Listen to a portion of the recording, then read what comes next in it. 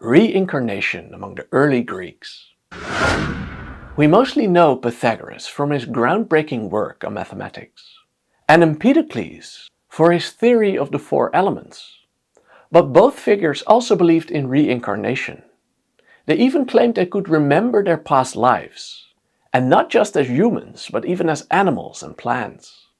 We even read that Pythagoras got killed when he was chased by a mob, but he then stopped running because he didn't want to hurt a field of bean sprouts in front of him, fearing his ancestors were among them. Knowing this, you likely wonder if the Greeks got these ideas from India, where reincarnation was almost universally accepted. And this is also what the later Greeks claimed. They even assumed Pythagoras must have traveled to India to learn these ideas firsthand. Or alternatively, these ideas might have disseminated via the Persian court in the middle, since the Persians had conquered both northwestern India and Ionia in Greece. So they were both part of the same empire, and Ionia is exactly the place where the first Greek philosophers emerged. And the parallels, by the way, run deep. Both cultures not only believed in reincarnation, but they also believed that reincarnation in its essence was bad. And their goal became to escape the endless cycle of death and rebirth, and to return to the divine realm. So we have a lot to get to. Let's start. Hey, good to see you. This is Stephan, author of In Search of the Sublime. On this World History channel, we'll trace humanity's relentless pursuit of scientific truth, moral excellence, and enlightenment. You'll meet anyone from Mesopotamian astronomers and Indian yogis to Greek philosophers and Enlightenment scientists. And you'll meet them firsthand using primary sources, giving you valuable insights that transcend the surface level understanding you get on other channels. So go check it out for yourself. Let's start. Let's start with a quick overview. The belief in reincarnation occurred in both Greece and India, and with some curious similarities. Yet the concept is not found in the civilizations in between, such as the Persians, the Assyrians, the Babylonians, and so on. And this, by the way, is also the case for some other ideas. For instance, the theory of the four elements also occurs in India and in Greece, and also atomism, which I've discussed in a previous lecture. The belief in reincarnation does also occur among some tribal cultures in the world, so it is not unique to India and Greece. But the Indo-Greek version is really specific. First, they both believe that souls can reincarnate, not just as humans, but also as animals and plants. Secondly, the specific incarnation is determined by one's moral behavior during one's previous life. Thirdly, and most specifically, reincarnation in both cultures is seen as a negative, keeping the soul stuck to material bodies, which causes the soul to experience pain and suffering.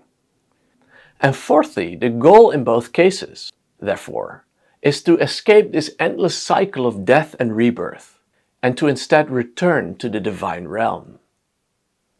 And the fifth point, release can be achieved either through an ascetic life and or through knowledge of the divine actual nature of the soul. And both of these options also occur among the Indians and the Greeks. Let's now first study the case of Pythagoras.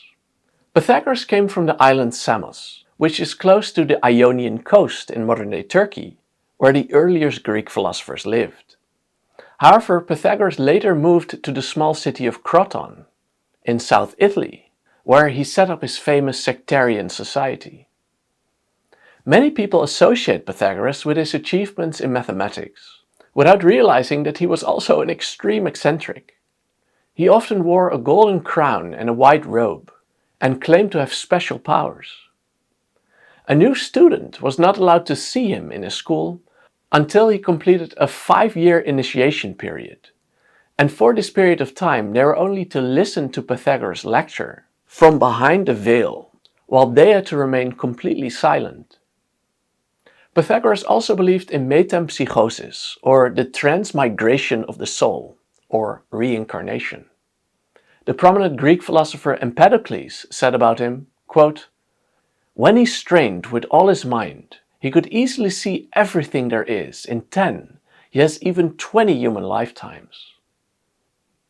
He aroused in many of those he met a most clear and vivid remembrance of an earlier life, which their soul had lived long ago, before being bound to this present body. And he gave indisputable proofs that he himself had been Euphorbos, son of Pontus, and the opponent of Patroclus, which are all figures from the Iliad of Homer. And this Euphorbus, we then read, was given the gift of recollection of former lives by the god Hermes, and as a result he, quote, recollected the number of plants and animals he had been, and the time his psyche had suffered in Hades, the Greek hell, and what other psyches endured. Porphyry claimed that Pythagoras was the first in Greece with these beliefs. He said, first, he maintains that the soul is immortal. Next, that it changes into other kinds of living things. Also, that events recur in certain cycles, and that nothing is ever absolutely new. And finally, that all living things should be regarded as akin. And Pythagoras seems to have been the first to bring these beliefs into Greece. Yet in another place, the same Porphyry states that the mysterious figure Pherecydes, possibly the teacher of Pythagoras, also had the ability to remember past incarnations. And the Suda, a Byzantine encyclopedia, also credits this same figure, Pherecydes, with the introduction of reincarnation into Greece. And by the way, this Pherecydes was one of the legendary 7 sages of the archaic period of Greece, dated in antiquity to the 7th or the 6th century BC. And he wrote a book called Theology, of which some fragments are recorded by later authors. But other than that, not much is known about this figure. Now back to Pythagoras. Similar to the Indian case, Pythagoras believed that humans could reincarnate into animals, and as a result he became a vegetarian and preached kindness to animals. We read, he not only abstained from animal food, but would have nothing to do with cooks and hunters. The philosopher Xenophanes said about him, once they say that he was passing by when a puppy was being whipped, and he took pity and said, quote, stop, don't beat that animal. It is the soul of a friend. I recognized its voice when it cried out. A very curious story. And according to some accounts, Pythagoras was killed when he tried to escape from an angry mob, but then stopped because he refused to run through a field of bean sprouts. And this reminds us of the Indian Jains, who also sit gently on grass as to not hurt it, and who only eat fruit that has fallen naturally from the trees, as not to harm these plants. Also similar to the Indian case, Pythagoras avoided sex, wanting to, quote, keep clear of births as well as deaths. And both the Indians and the Greeks also believed that sex binds us to the material body, while an escape from the cycle of rebirth would require the opposite, a distancing oneself from the desires of the body. Pythagoras likely also held this belief, explaining his aversion of sex, but the remaining material that we have doesn't make this explicit. Yet Greeks in the generation after him, as we shall see, were definitely of this opinion. Another famous Greek reincarnationist is Empedocles, who lived in Sicily. He wrote a book called On Nature, in which he presented his groundbreaking natural philosophy, including the popular theory that matter is made of 4 elements: earth, water, fire, and air, still commonly known to this day. But he also had another book called Purifications or Katharmoi, in which he explained his views on reincarnation. He claimed that he could remember at least 5 past lives. We read, "For already have I once been as a boy, a girl, a plant, a bird, and a mute fish in the sea." A marvelous quote. Empedocles also presented himself as a magician and a healer, and he claimed he could control the winds, soothe people with his lyre, and even raise the dead. And like Pythagoras, he was also a vegetarian based on the idea that we in our family might reincarnate as animals. We read, "Do you not see that you are devouring each other in the thoughtlessness of your mind? The father in his folly lifts up the son and slaughters him. Son takes father, children their mother, and tearing out to life, eat the flesh of their own kin. Empedocles' work on reincarnation also included a doctrine of purification, which would result in the release from the cycle of rebirth. And it works as follows. Empedocles believed that all souls were once in the community of the gods, but that because of some wrongdoing, they were eventually exiled into a physical body. We read, "When one of the long-lived gods wrongfully stains his limbs with bloodshed, or when one, moved by hate, has sworn a false oath, they must then wander for 3 times 10,000 seasons, far from the blessed company of the gods. And throughout this period they must be born into all kinds of shapes, which are doomed to die, exchanging one hard way of life for another. And of this number I am too now, a fugitive from heaven and a wanderer, because I put my trust in raging hate."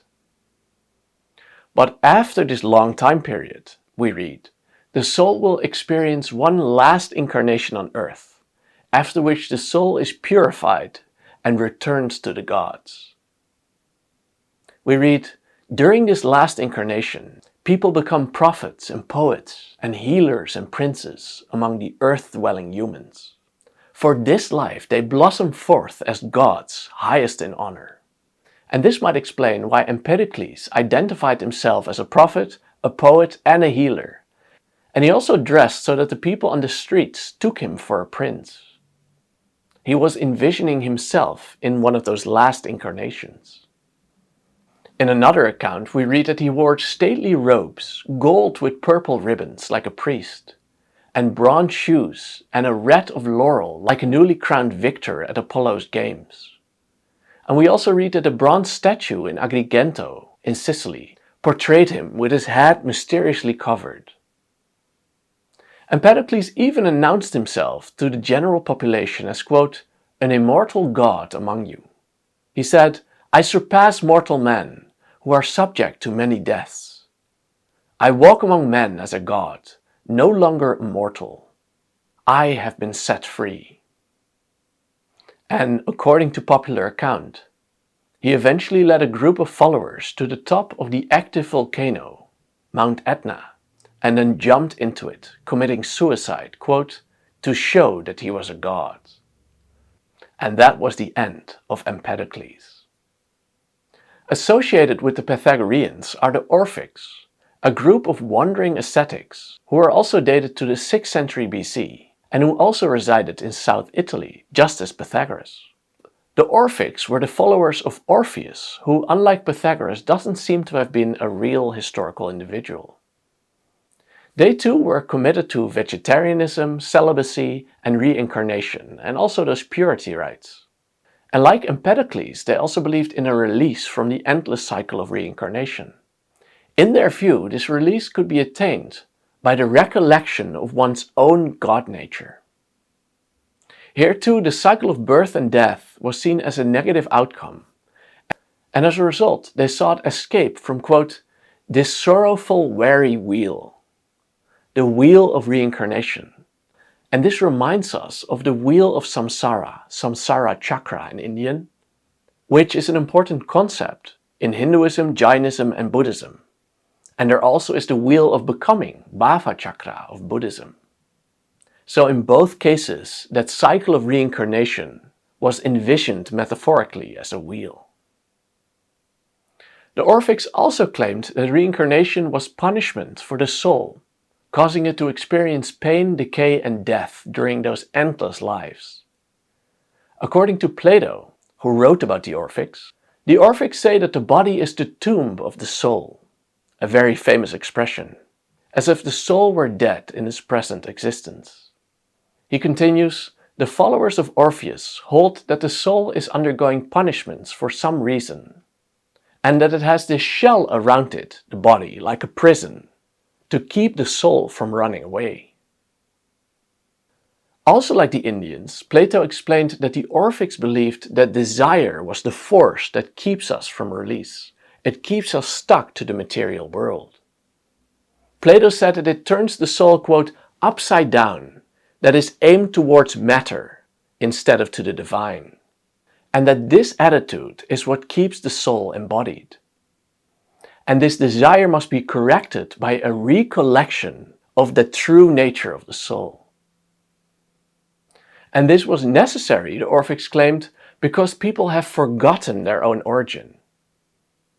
We also read that release can be achieved between incarnations, in case the person manages to recollect his true nature, and the person must then also utter some formulaic phrases, according to the Orphics, which were written down on golden plates and buried with the Orphics for easy access in the afterlife. Some of these golden plates have been found, and they state that the soul will find after death a well-guarded spring of cold water flowing from the lake of memory. And if the person drinks from this spring, the soul will recall its true identity and will be ready to reclaim its place in heaven. But before the soul can drink, one must show a partial demonstration of memory. We read on one of those plates, "I am a child of earth and of starry heaven, but my real nature is of heaven alone. You know me yourselves, how I am parched with thirst and perishing. Let me drink quickly from the spring that flows out of the lake of memory." And on some golden plates, it also claims that the person has already paid off his primordial wrongdoing. We then read, "And I have paid the penalty for deeds unrighteous." And then it is believed the Orphic will not be born again and return to the gods. Plato also adopted many Orphic and Pythagorean ideas. About reincarnation he wrote, "The character that is becoming better will shift to a better incarnation, and the person that is growing worse to a worser, each according to its due," which is quite an accurate description of the Indian concept of karma. And we continue, "Those who have cultivated gluttony or selfishness or drunkenness are likely to assume the form of donkeys and other perverse animals, while those who have preferred a life of lawlessness and violence become wolves and hawks and kites." Plato also recounts the myth of which he claimed should not be taken too literally, but should be roughly true, he claims. He talks of a slain warrior named who after death sees divine judges, who send the soul either through a hole in the sky or down a hole in the earth, depending on their ethical behavior. In heaven, of course, their good deeds are rewarded, and in hell their sins are punished. After 1,000 years, the soul then drinks from the river of forgetfulness, causing people to forget their previous lives, and then they return to earth for a new incarnation. Plato also gave an option for early release from this cycle. The key here was to lead a, quote, philosophical life, which causes purification or catharsis. After living the philosophical life for 3 times in a row, we read, the soul will be set free at the end of 3,000 years. He writes, "Those who have purified themselves sufficiently by philosophy live thereafter altogether without bodies." That is, with the gods. And now the question, is there any evidence of exchange between India and Greece? The answer, unfortunately, is not much. We do know that the early philosophers, such as Thales, Pythagoras and Democritus, traveled widely to gain wisdom. But early sources only name Egypt, Babylonia and Persia as their destinations. Herodotus, who himself studied in Egypt, did state that reincarnation came from abroad, but he names Egypt instead. He says, "The Egyptians were the first people to put forward the doctrine of the immortality of the soul, and to maintain that after death it enters another creature at the moment of that creature's birth. It then makes the round of all living things, animals, birds and fish, until finally it passes once again at birth into the body of a man. The whole period of transmigration occupies 3,000 years, and this theory has been adopted by certain Greek writers. In Egypt, however, no such beliefs have ever been found. So this is also a dead end.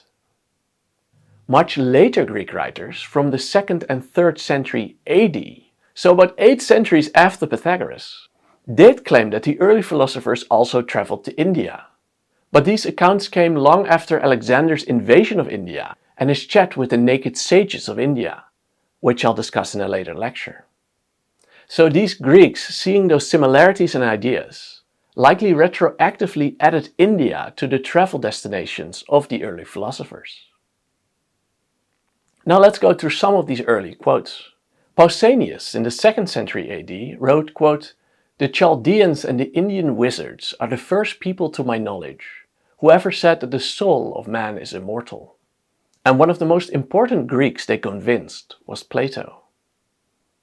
And Philostratus, a generation later, writing a fictionalized biography of the 1st century sage Apollonius, claimed that this figure, Apollonius, had also traveled to India for wisdom. And in this text he also writes, quote, "It were the sages of India from whom these principles of wisdom were derived by Pythagoras and his school."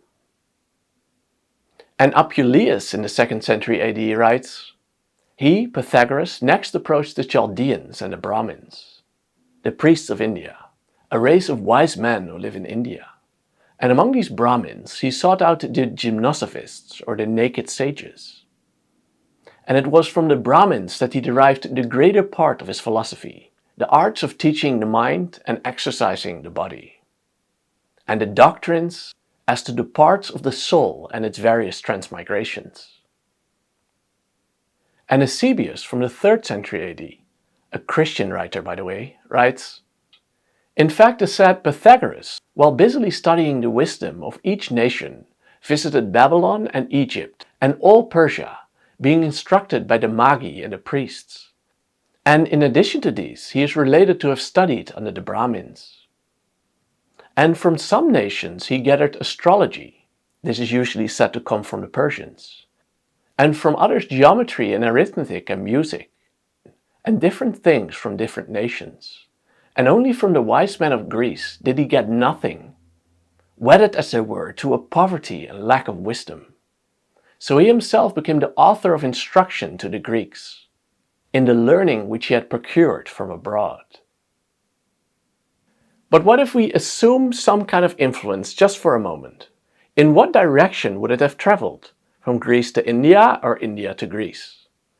Well, in Greece the idea sprang up in an advanced form in the 6th century BC, and the Greeks even claimed that the idea came from abroad. While in India, in contrast, the idea is worked out in the early Upanishads of the 7th or 6th century BC, but it also occurs in an earlier, simpler form, not worked out at all, in the Brahmanas, which date to roughly the 8th century BC. So India was both earlier and showed early development of the idea, suggesting that the idea likely came from India. And that is all we can say with the evidence at hand. And thus unfolded the theory of reincarnation in early Greece. In the next lecture we'll discuss Alexander the Great's invasion of India, and especially his encounter with what the Greeks called the gymnosophists, or the naked sages of India. One of these sages decided to join Alexander on his travels, but later he placed himself on a funeral pyre and he sat motionless while the fires consumed him. But for now, if you want to know more about Indian and Greek civilization, or any other story from world history, then read my book In Search of the Sublime. You can read it completely for free on worldhistorybook.com, or you can buy a physical copy on Amazon. Thank you so much for watching. Bye bye.